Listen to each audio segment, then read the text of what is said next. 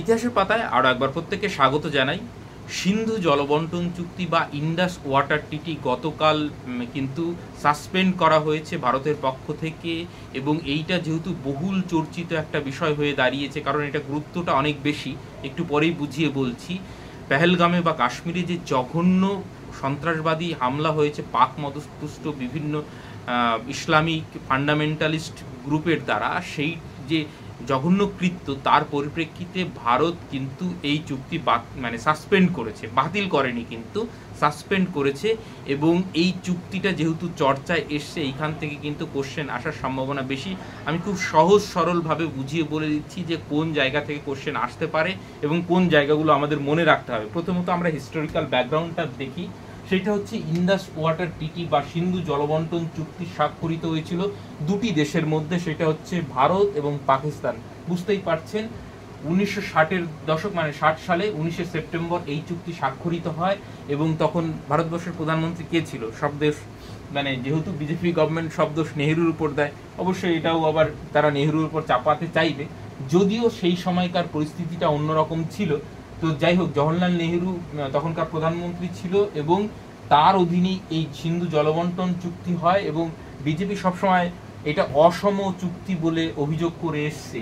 এবার দেখা যাক যে এর মধ্যস্থতা বা ব্রোকারেজ কে ছিল, বা কেউ যে একজন মধ্যস্থতা করেছিল এই চুক্তিটার জন্য, সেইটা হচ্ছে ওয়ার্ল্ড ব্যাংক। এবার ওয়ার্ল্ড ব্যাংক জানেন যে পশ্চিমী দুনিয়ার একটা, ওয়ার্ল্ড ব্যাংক তো নামে, কিন্তু আমেরিকা এবং তার যে অ্যালাই কান্ট্রি, তারাই কিন্তু বেসিক্যালি এইটাকে নিয়ন্ত্রণ করে। সেই 60-এর দশকের, যখন সদ্য ভারত স্বাধীন হয়েছে, তার প্রথম দশকের দিকের বিশ্বের পরিস্থিতিটা একটু খেয়াল করার চেষ্টা করুন।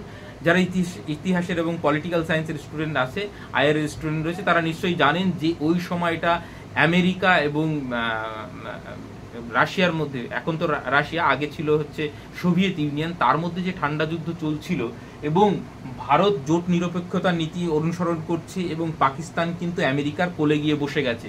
অতএব ইন্টারন্যাশনাল প্রেশার তখন ছিল। এবং পাকিস্তান এই চুক্তিটা কেন করলো? কারণ হচ্ছে তার একটা ভয় ছিল যে পরবর্তীতে এই যে নদীগুলো কথা বলা হয়েছে, সিন্ধু এবং তার যে শাখা নদী, সেইগুলো কিন্তু ভারতের মধ্যে দিয়ে প্রবাহিত হয়ে পাকিস্তানে ঢুকেছে। এবার ভারত যদি সেই জলগুলো বন্ধ করে দেয়, তাহলে সেখানে খরা বা যদি জল ছেড়ে দেয় বন্যা, এরকম হতে পারে। সেই ভয় থেকে কিন্তু এই ইন্ডাস ওয়াটার ট্রিটি সাইন করা হয়েছিল, এবং নেহেরু তখন বিশাল উদারতা দেখিয়েছিলেন, এবং সেটা হয়তো তিনি ভেবেছিলেন এর মধ্যে দিয়ে পাকিস্তানের সঙ্গে সুসম্পর্ক আমাদের স্থাপিত হবে, কিন্তু সেইটা যাই হোক হয়নি আমাদের সঙ্গে।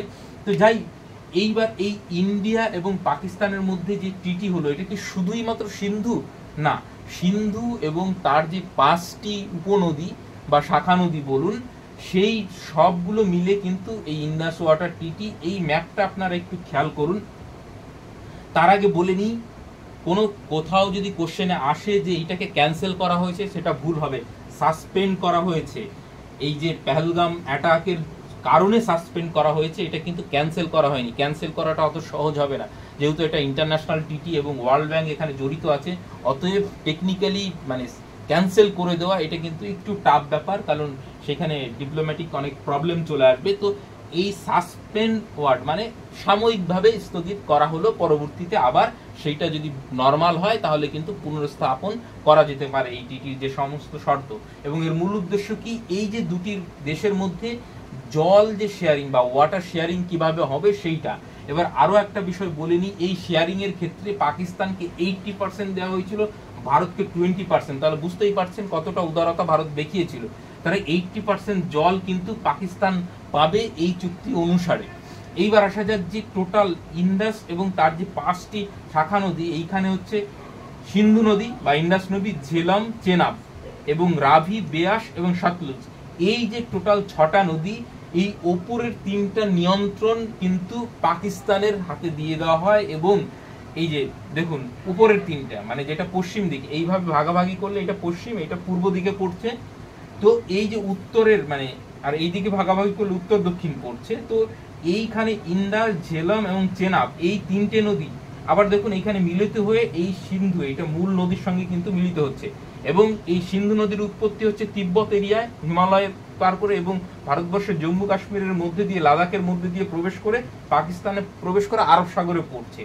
এই ঝেলম নদীও দেখবেন যে এই আমাদের জম্মু কাশ্মীর লাদাখ এই এরিয়া থেকে, এবং সতলুজ দেখবেন উত্তরাখণ্ডের এরিয়া থেকে উৎপন্ন হচ্ছে। তাহলে ভারত যদি এখানে মানে ড্যাম বানিয়ে যদি জল আটকে দেয় বা জল ছেড়ে দেয়, তাহলে পাকিস্তানে বন্যা বা খরা হতে পারে। তো সেই জন্য ভারত কিন্তু উদারতা দেখিয়েছে। ভারতে ইতিপূর্বে পাকিস্তানের সঙ্গে যুদ্ধ হয়েছিল, তারপরেও কিন্তু এই ইন্ডাস ওয়াটার ট্রিটি ক্যান্সেল করেনি। তো আজকে দাঁড়িয়ে এসে কিন্তু এই ক্যান্সেল করা হচ্ছে, তার মানে বুঝতেই পারছেন ভারত সরকার কিন্তু বড় পদক্ষেপ, মানে একটা অনেক বড় পদক্ষেপ নিতে চলেছে। এইবার আসা যাক এই তিনটে, উপরের তিনটে মনে থাকবে, ইন্ডাস, ঝেলম এবং চেনাব, এই তিনটে নিয়ন্ত্রণ হচ্ছে পাকিস্তানের কাছে এবং তারা ব্যবহার করবে, এবং রাভি, ব্রিয়াস, সতলুজ এই তিনটে, কারণ এগুলো তো ছোট নদী, মূল নদী তো ইন্ডাস, তার নিয়ম মানে তার জল যদি সম্পূর্ণটা বেশিরভাগটাই পাকিস্তান ব্যবহার করে, তাহলে বুঝতেই পারছেন। তো সেক্ষেত্রে এই যে ইন্ডাস ওয়াটার ট্রিটি, এই জন্যই বলা হচ্ছে যে অসম ট্রিটি, মানে পাকিস্তানকে একতরফা সুবিধা দেওয়া হয়েছে। তো যাই হোক, সেইটা আপাতত সাসপেন্ড করা হয়েছে। তার মানে এই নয় যে পুরো জল বন্ধ করে দেবে, পুরো জল তো বন্ধ করা যাবে না, এটা তো সম্ভব নয়। তাহলে বিশাল বড় ড্যাম লাগবে, সেই জল সংরক্ষণের জায়গা লাগবে, নাহলে জল কোথায় যাবে। কিন্তু এটা সাসপেনশনের মধ্যে দিয়ে একটা বার্তা দেওয়া গেল, সেইটা হচ্ছে যে মানে তোমাদের সঙ্গে আমাদের আর সুসম্পর্ক নেই। এবং পরবর্তীতে ড্যামের প্রশ্নে আসি, যে দুটো ড্যাম, বিশেষ করে একটা ড্যামের কথা আপনারা মনে রাখবেন, এই ঝিলম নদীর ওপরে কিষানগঙ্গার একটা, ঝিলমের আবার একটা শাখা নদী এইখানে, সেটা হচ্ছে কিষানগঙ্গা। কিষানগঙ্গা ড্যাম প্রজেক্ট কিন্তু নেওয়া হয়েছে এবং সেটাতে কিন্তু পাকিস্তান আপত্তি করেছে। এইখানে কিষানগঙ্গা মানে হাইড্রো পাওয়ার প্রজেক্ট ওইখানে রয়েছে, মানে যেটা হচ্ছে জলবিদ্যুৎ উৎপাদন করার জন্য। তো এই কিষানগঙ্গা ড্যাম কোন নদীর ওপর অবস্থিত, হয় কিষানগঙ্গা নাহলে ঝিলম, এই নদীর ওপর অবস্থিত। কিষানগঙ্গা ড্যাম থেকে প্রশ্ন আসতে পারে, কারণ পাকিস্তান বারবার আপত্তি করছিল। এছাড়া রাতলে ড্যাম হচ্ছে চেনাব নদীর ওপর, এইটাও একটা কিন্তু হাইড্রো ইলেকট্রিক পাওয়ার প্রজেক্ট, এবং আরো রয়েছে। তো এই দুটো, বিশেষ করে কিষানগঙ্গা ড্যামটা কোন নদীর উপরে, এইটা একটু খেয়াল রাখবেন। কত সালে হয়েছিল, ব্রোকারেজ বা মধ্যস্থতা কে করেছিল, এবং জল শেয়ারিং কত পার্সেন্ট কে পাচ্ছে, এবং কবে সাসপেন্ড করা হলো, 23শে এপ্রিল কেন করা হলো, পেহেলগাম অ্যাটাক বা এসের জন্য। এইটা হচ্ছে মূল ট্র্যাক্স, এবং এইটুকু ধারণা থাকলেই আপনাদের কিন্তু পুরো বিষয়টা থেকে যদি কোশ্চেন আসে, আপনারা কিন্তু অনায়াসে করতে পারবেন। আপাতত সকলকে অসংখ্য ধন্যবাদ।